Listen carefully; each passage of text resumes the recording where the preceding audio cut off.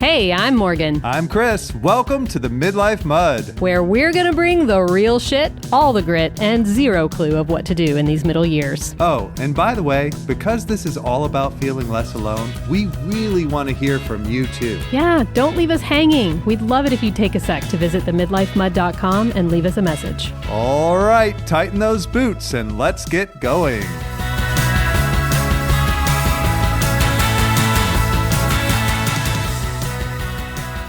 Hello, here we are.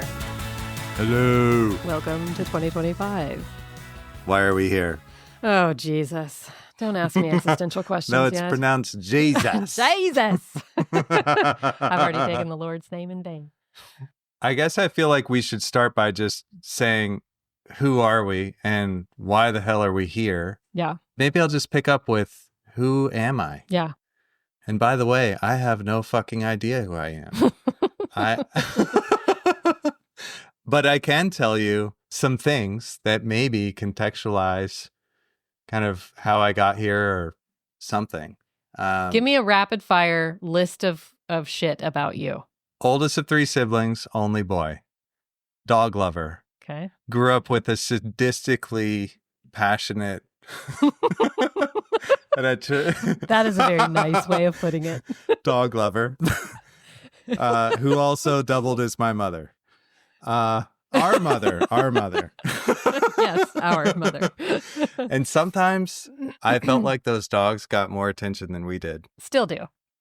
But you know what? I think my husband thinks that about our dog. So it runs the deep. Benny. I know, she's a baby. I know. And then I love adventure. I love the outdoors. I love just getting out there. Sometimes when I'm out there, I'm not sure why I love it. And then I come back and I remember that I love it. You're all dirty and tired. Oh my God. Sick. And you know, the outdoors is the kind of the leader for my love of adventure. But if I think about me, I'm always moving, doing things, just changing, exploring. I've kind of been like that my whole life. You are a my nomad. focus is changing. Yeah. Yes, Yeah. I definitely am. Sure. I mean, my girlfriend says all the time, where do you actually live again? You can't even answer that question. And I'm like, well, what is it to live in a place? I am a father. Mm-hmm. And my kids are both teenagers. I'm divorced for, over 15 years now. Mm-hmm. And I'm in a relationship with a woman who I love dearly and have been for 6 years. She has 2 kids, both of which are in middle school. There is one little thing. She has a son. So there's one boy that surrounds me. And my other favorite fun fact about that part of my life is that in that household, I'm simply just referred to as honey. Of course. And if you've never been greeted that way, like, it's amazing. You are a honey. You look like a honey to me. I am also an uncle to your kids. I haven't gotten your older boys to call me honey yet on a consistent basis, but I'm working on it. I'll give it time. So far, it's just a lot of bruh, which is BRUH. With an accent on the That's right. And lastly, I'm a healthcare professional and I've done lots of different roles in my career. And interestingly, I put that on purpose last on this list because I'm just not in a place where that's my leader. You know, I am really interested in connection, making an impact, but doing that through the role of being a certain professional. Yeah. I'm not convinced that's the way for me. Yeah.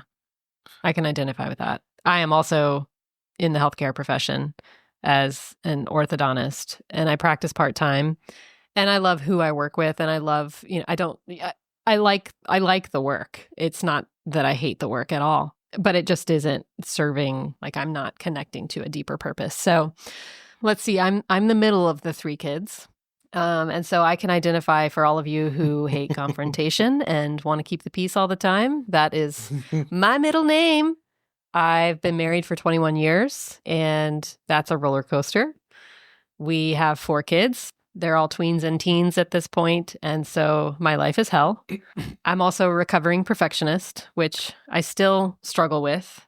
It's really tricky because I think in our culture, you're rewarded quite a bit for excelling at what you do and for working hard and achieving goals. And I didn't realize that I was actually using that sort of as like an escape and diverting myself away from connecting to people and to what really mattered.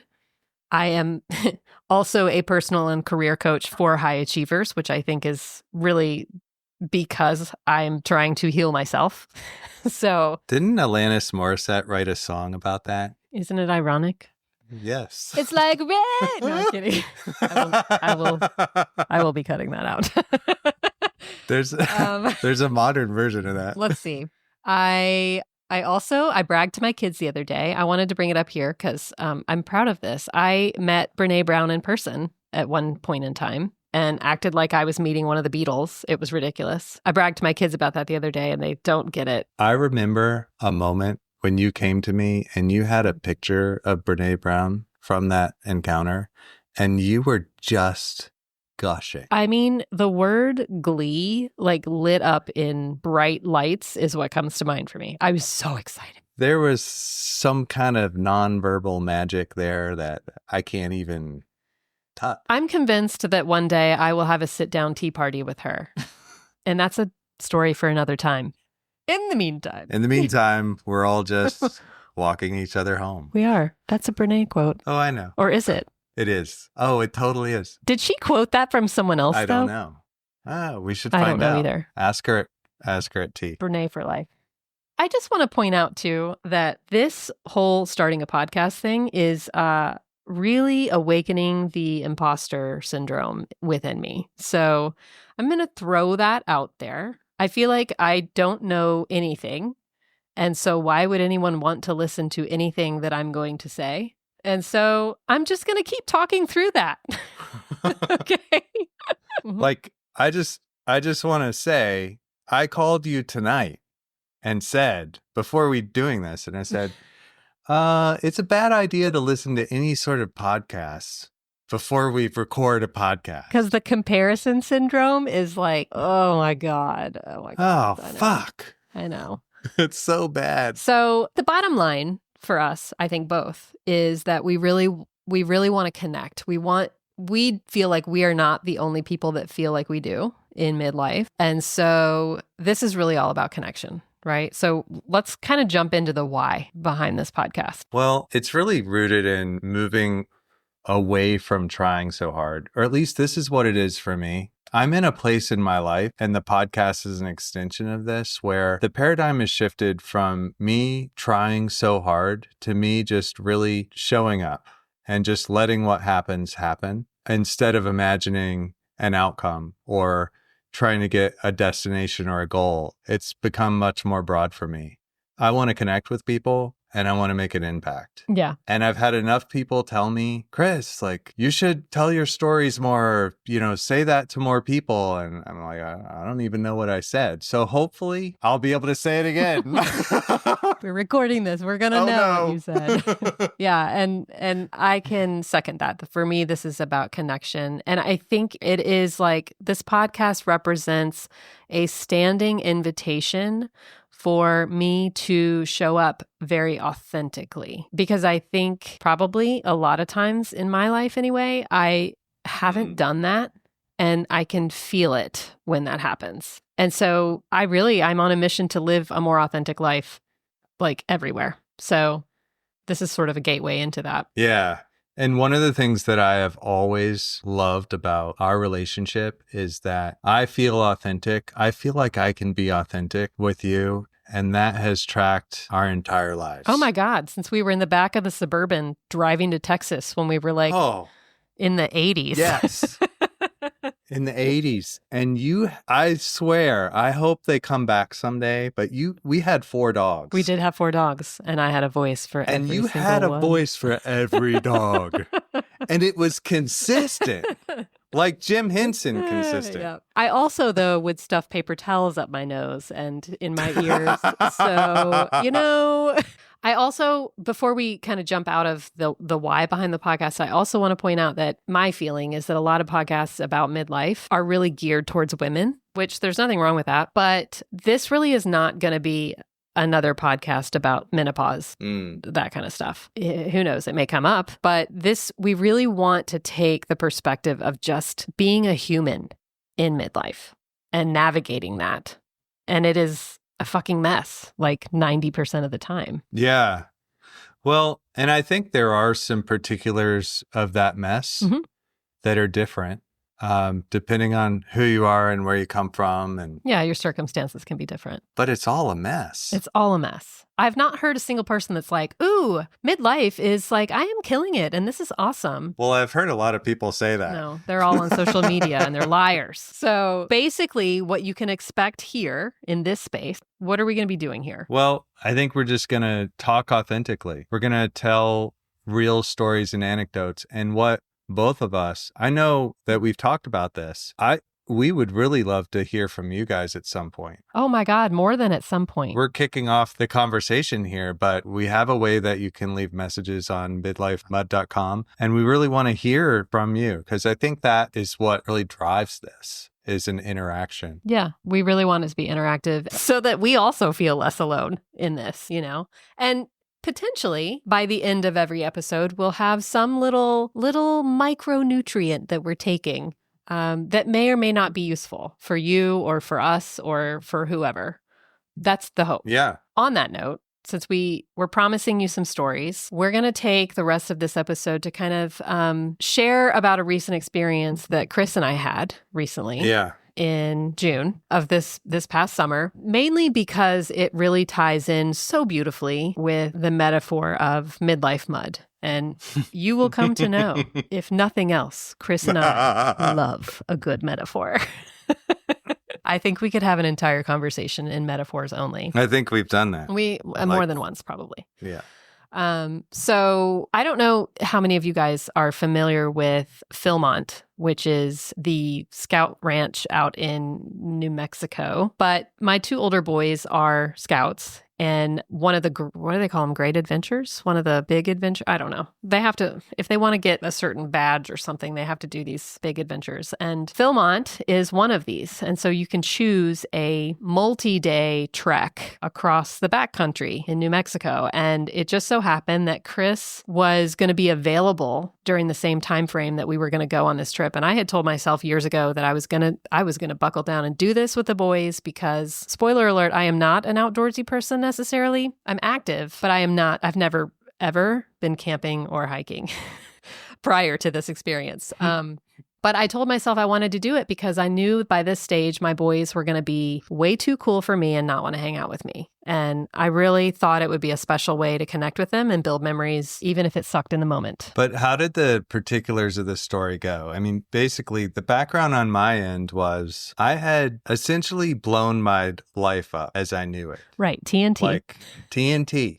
Like the song, Yeah. I had no job at the moment, or I was between jobs. I had moved away from the state that I had been living and raised my kids in to temporarily live with mom and dad in the basement. Mm-hmm. And you called me and you're like, great, you're available.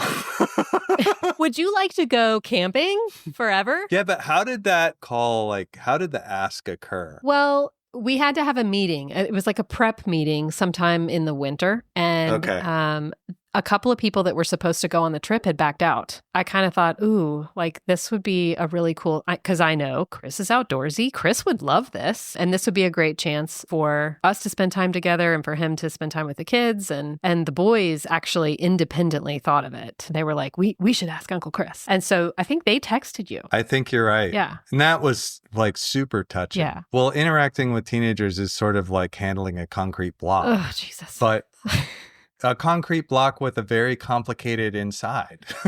And no frontal lobe. No frontal lobe. 0% judgment. 0%. And we learned a lot about that on the trip. So I guess. But the cool thing is, like, this was the first time that you ever did an adventure, like outside. And Oh my I've- God. I thought I was going to die. I've probably camped over 70 nights, which is not a lot for somebody who really camps a lot, I think, but That's it's still enough a whole hell of a lot. to understand what I like to refer to, and I did not make it up, is the levels of fun. Oh, here we go into the levels of fun. Pay attention closely, people. Level 1 fun is the fun that we all think about. Like, it's just fun. There's nothing about it that's not fun. It's always fun. That's level 1 fun. Like an example is Going to the beach. If Okay. you're a beach person. right, or going on a roller coaster if you love roller coasters, Or going to a movie. Or binge watching a show. Right. Like, that's level 1 fun. There's nothing to it. You get the fun. You show up and you get the fun. immediately. It's immediate. Yeah. Level 2 fun has a variable time component, but there's definitely a moment or collection of moments where you're looking at yourself and the people around you saying, why in the fuck did we do this? Because it's not comfortable. No. It's not fun. And you're really dirty Well, the outdoor version is yes. and you're shitting your brains out in an outdoor red roof hut, whatever that thing is called, pooping in the ground. It just, at no point during that was I No. like, this is fun. No, but then, so here's a great takeaway of the other side. So that we're talking about the middle of level 2 fun. The beginning of level 2 fun is the idea that this is going to be really fun. And then you get out there and you're like, this is not fun. You mistakenly think it's going to be level 1 fun. And your boys were like classic. They just followed that mold right along. This is not fun. Like, this sucks, blah, blah, blah. And we were literally on the bus less than 12 hours away from finishing the trip of like 2 weeks of physical, really hard work. Mhm. And they said, that was fun. I'd do it again. Yes, but it was only because we were done. Right. But that's the backside of level 2 fun, is that you look back and you go, whoa, there was a purpose Right. for that. And even though it wasn't fun the whole time, that was really cool. And there's also some sense of like accomplishment that came with it, Yes. you know? Like I learned some stuff and I did some hard things, you know? Right. And there were some little shining moments sprinkled in there. Yes. So for me, when I come back from a level 2 experience, it's a reminder that there is stuff in my life every day that's level 2 fun. Like the stuff that I think sucks today, tomorrow, I'll probably look back at and go, that had a purpose and I'm kind of glad I did it now Mhm. or went through it now. But that's not where I live on an everyday basis. Right. It's hard to see it in the moment, just like any other level 2 fun. And I feel like Hell most yes. of midlife is level 2, right? Yes. Like the middle part of level 2 Yeah. Yeah. Like the what the Like- fuck is going on for years. for just, you Right. know, a couple 20 years. Right. Yeah. And so I think we've each got a few little anecdotes, I guess, from this experience. It was we'll give you the brief. It was like a 75-mile trek all in all over the course of, was it 11 days? So I don't know why, but I got dubbed as the mile tracker, which really sucked, by the way, because I had to keep this Apple Watch going for like, Well, it had the most battery. I was I was still like begging people, can I borrow your juice? Can I have some battery time? Put it in the sun. But yes, we ended up at 75 pack miles, like loaded down, Yeah, with 50-pound packs on and 132 total miles. because you have to walk 20 miles to the Oh, bathroom. we'd show up to camp and they're like, oh yeah, and the bathroom's really not far away. It's only half a mile. I'm like, fuck you. Yeah, it was a long road. So I know we promised stories. So I prepared at least one or two of my own. And then I was hoping you would share your perfect story. Well, and you should know that there were how many of us total? 9? There were 4 Yeah. adults. Chris and I were the only like related adults. And I'm pretty sure the other 2 adults thought that we were fucking out of our minds. And then we had the boys, these teenage boys that ranged between 14 and 16. I was the only female. Yeah. That must have been really hard. So that gives you a little bit about the dynamic. So, like, just jumping in there. into one of my stories, I said before, I am constantly moving. And I am also quite a planner. Like, the one thing in my life that's been a constant is that if you tell me I can't fit something somewhere, I will make it fit. And I will figure out a way to do it. To your detriment. It's usually always to my detriment. So I was just working, traveling, working, literally flat out right until the trip. And I remember it was 9:00 the day before we left. And I thought, I don't feel very good. And then the next morning, we were No, it's allergies. It's allergies. Yeah, I'm like, you're like, take some Dayquil. I'll get some rest.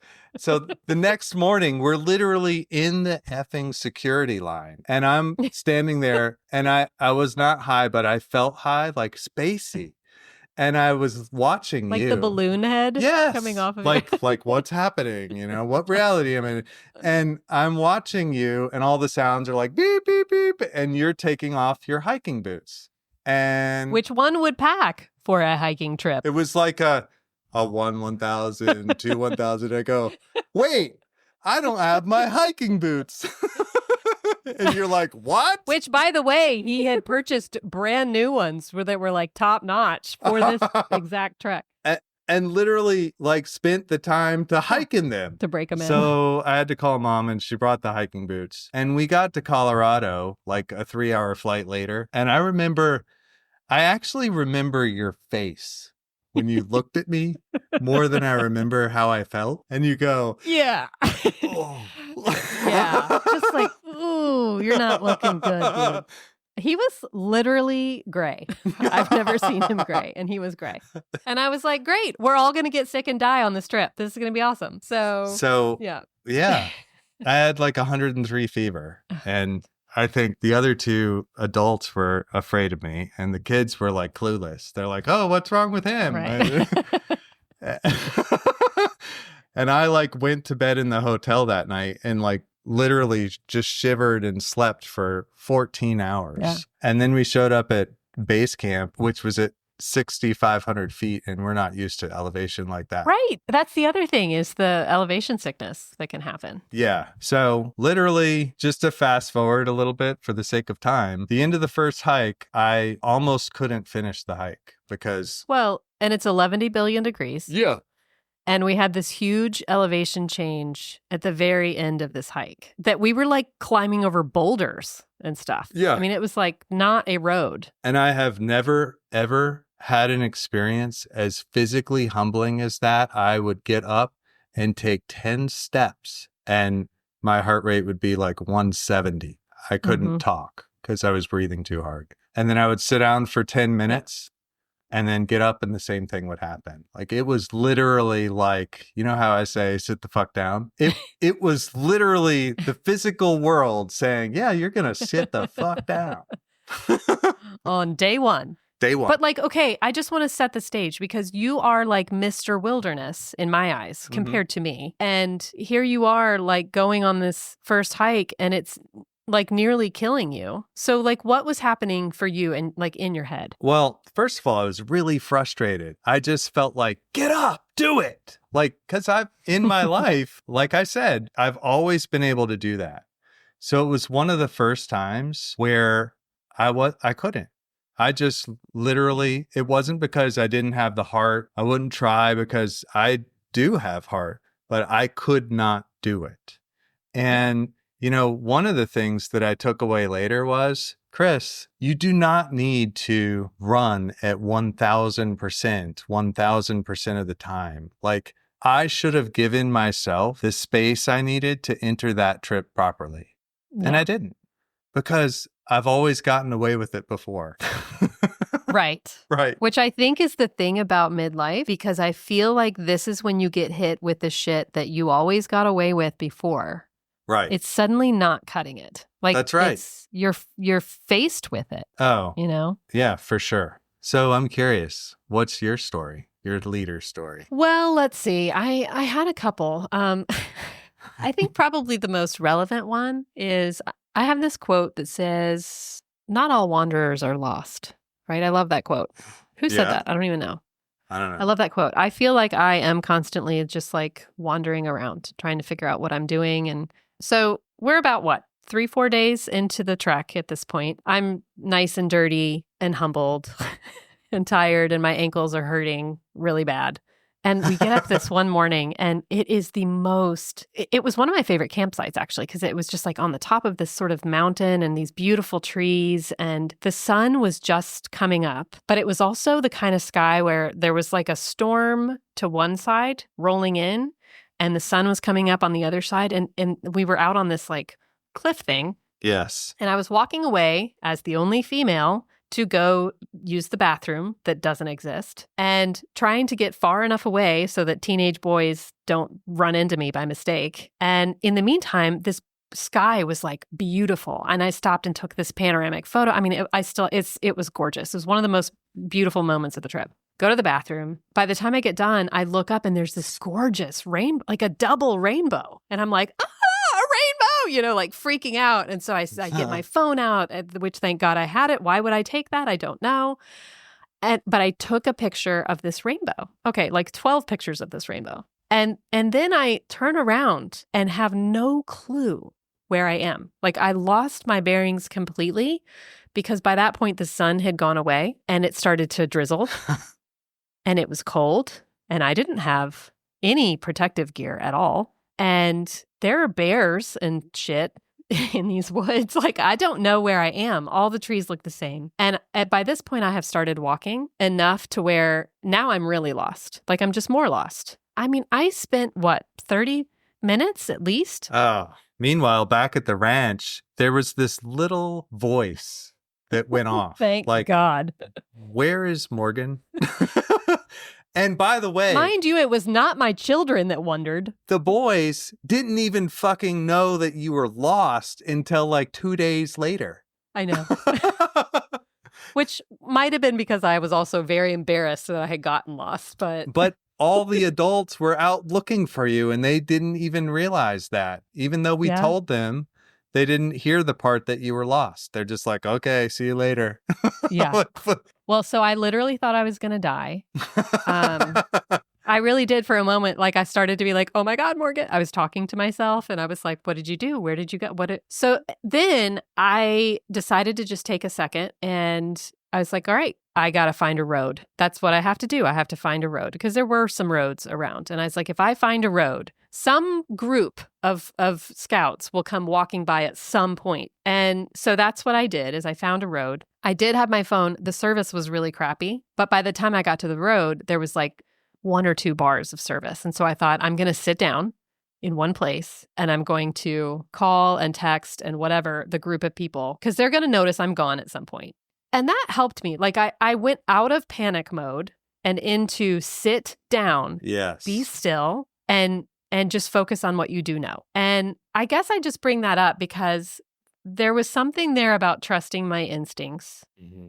And there was something there about not letting the panic dictate what I did. Mm-hmm. You know what I mean? Like I could have gone running around like a crazy ass maniac, screaming and yelling. That's literally where most people get themselves into big time trouble. Yeah. Out in the woods. Yeah. Yeah. And so I guess I bring it up just because there are times in life, particularly right now, that can bring on a lot of panic and a lot of chaos. And you can feel like you don't know what the hell to do. And those are the times to sit still and like tap into your gut instincts as best you can. There's something there. Like you have knowledge in there. I love, yeah, 100%. And I love how both of these stories feature the sit down. Sit down. In 2 different versions. Like mine was the forced sit down. Yours was the, I think I need to sit down. Mm-hmm. And that's super powerful. Yeah. In life is to recognize that. Well, and again, back to our culture in the United States where the go, go, go, hustle, hustle, hustle mentality is so strong. Yes. I feel like so many people at this stage of life are like, look at all the things I've done and look at all the things I'm doing and look at where I'm going and this is who I am. And it's like, that isn't who I am. You know, the things I've done are not who I am. Yeah. So do you want to hear my other story? Yeah. Let's hear it. Well, this one has a little bit different theme and both of these were into the trip a few days, but one of them was mountain biking. And so Oh, yeah. I love mountain biking. It's something that I do and have done for a lot of years. And we just got to do it for a little bitty bit. But I've never seen a wild antelope running across a high plain Until then. while I'm riding a mountain bike. So that was cool. But there was a moment with one of the boys where we were all like waiting in line to go down this hill. And, it's just magical because I don't know why, but all of a sudden he just showed up like the real This him. is one of my boys. Yeah. Yeah. One of your boys, the him that I've known since he was a little boy, and just started talking to me like, hey, how's it going? And And it's like, oh, hello, stay a while. like when that happens, it's like seeing a rainbow to Mhm. me. And there was something magical about that. And I believe that because I've had this experience a lot on trips, never with your boys, because this is the first trip we've been on with that I had been on with them. But that thing shows up, like the thing that makes a person, Mhm. you see that thing. Yeah. And I don't know why exactly. I think it's because two of my favorite things, awe and wonder. Oh, God. But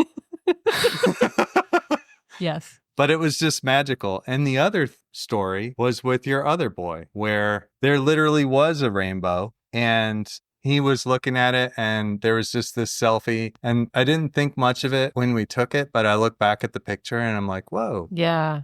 there he is. I think I know what And- picture you're talking about, too. And he is like really hard. Like he tries To wall off. to not show you himself. Yeah. So when that happens, it's like, I got you. He got. He got. So that's my Yeah. other one. Yeah, I love that. And I think the other story that I have sort of ties into that a little bit because there's this mountain that you can go up and they call it Baldy because there's a tree line and then there's nothing. It's just like gravel and it gets really cold up there and we camped at really crazy high elevation the night before. We camped over 10,000 feet. Yeah, over 10,000 feet. I'm really fixated on bathrooms, but I just have to say there was like a double toilet up there, like right off the trail that did not have any walls around it at all. But there was it was so bizarre. Who sits at a toilet together back to back? No, like it was literally a plywood box With two seats on it. But they were back to back. Do people do that? Yeah. Your son did it. Okay, but with they're not some people. other- I'm not counting That's that. true. Do fully formed people do that? They come back and they're like, that was great. I'm like, what are you doing? Okay, yeah. So anyway, we camped really high and we got up when it was still dark and went to summit this mountain. And by this point in the trip, my ankles they did not work. They did not want to carry my body at all. I was limping around everywhere. You were walking like the thing. For weeks after this. But, I had to throw on, go up this mountain. By the time we got to the top of this mountain, it was so beautiful. I mean, it was beautiful. And we were kind of one of the first people to get up there. So it was not very crowded at all. I mean, it was, I think, just us and maybe one other crew up there at some point. Yes. And we're taking pictures. We're watching some guy flying a kite. I mean, it was like amazing. And I forgot all about everything that hurt. But what's even more incredible is that these guys show up with like a portable grill and all these hot dogs. Yeah, like the kind of portable grill that weighs like 30 pounds. Like 1 billion pounds. They summited this mountain with these. They had 2 of them. And one of them was dressed like a hot dog. Yes. And the other ones had chef hats. And they had these chef's hats on. And I mean, I thought for sure that I was hallucinating by this point. It's like, because let me just also tell you that the food that you're eating on this trek is like the astronaut food that you just like add water and hope for the best. I mean, it is so processed. Yeah. And so, not that hot dogs aren't, but it's not great. So it was incredible because this was like almost our last day on the trail to then have someone give us this amazing, juicy hot dog. We had a hot dog for breakfast. And so we have these pictures of ourselves eating hot dogs at the top of this mountain on this glorious morning. It was amazing. And also completely, utterly unexpected. Yes. And that's really kind of what I wanted to point out is that you just never know. You never know when some of these unexpected, amazing, incredible things await you, especially after you do something really hard that you didn't necessarily want to do. That's something that I feel like can like propel you forward sometimes. It's just like there could be something I don't even know about that's really amazing. Absolutely. You know, I've been challenging myself lately to try to recognize things like that in my everyday. Yeah. When I am having one of those days, which I hate to admit, it happens a lot, where I just feel like, ugh, I got to do all this stuff and I don't have enough time and people are calling me. Nah. Yeah. I try to stop. Maybe this is sort of an assimilation of the two stories, but I try to stop and sit down for a moment and just ask myself, like, what? Like, I literally look around me for something. And a lot of times there is something cool that's sitting in front of my face That you could that be I missing. could be missing. And that's just a beautiful lesson of life. Like, we are so much in charge of our experience, but I got to get myself out of my autopilot because my autopilot's a jerk. Holy hell. Yes. All the inner dialogue that's happening in my brain is not serving. If I let him fly, I always am going to know the story because I've lived that loop. And so that's kind of what we're wanting to take away today, I think, is that we're in the middle of the fucking trek, right? We're in the level 2 fun right now. It is painful in some ways, but it's also really rich with opportunity for us to explore and learn and grow and look back on it and think, oh, that served a purpose for me. And just to underscore the point, just in this conversation, you were talking about the beauty of this rainbow right before you got lost and thought you might die. Oh my God. I thought yes. Right. And so it really is like you can be up here and then down here and then back up here and then down here. And the whole point is that it's always going to change, you know, just like hang on. And I guess the number one lesson here seems to be the takeaway is sit down. Sit down. Sit the fuck down. Yes. Yeah. And so that's the micronutrient, as we were saying before, for today. Just sit down and have a little rest. Just sit down. You know, and sit down with us. It's okay to have a clear head for a moment, isn't it? I don't know. Mine's never clear.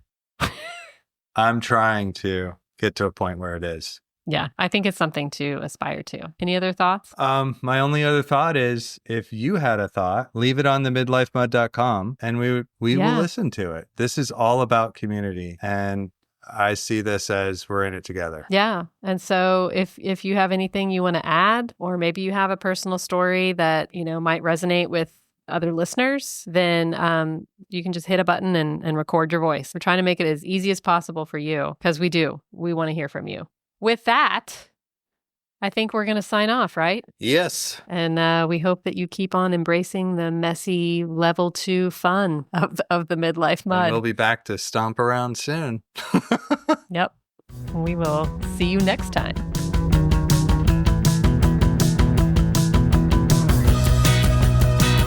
Thanks for being with us in the mud today. If you liked this episode, do us a huge favor and subscribe to the show. This is going to make sure you never miss an episode, and it's going to help us grow our muddy community, which would mean the world to us.